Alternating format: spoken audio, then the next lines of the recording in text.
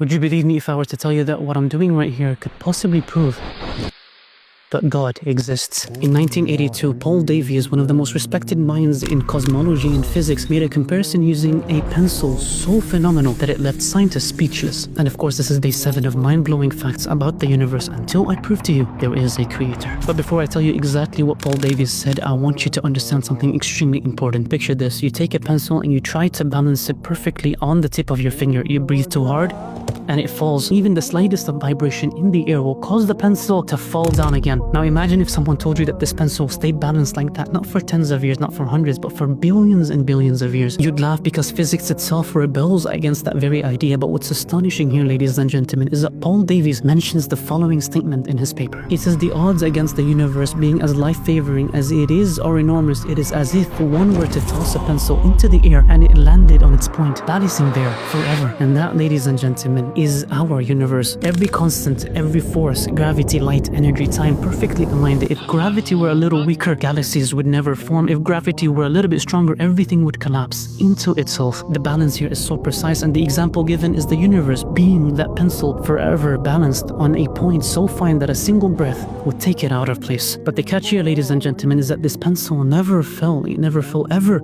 in billions of years. Now you tell me, ladies and gentlemen, is this chance or is this intentional design? And if you feel grateful enough that God, Allah the Almighty himself, chose you to watch this out of everyone else and you want to pay back, then here is a fundraiser where you can help your brothers and sisters out there in the world. Help as much as you possibly can, ladies and gentlemen. Speak truth. Till next time.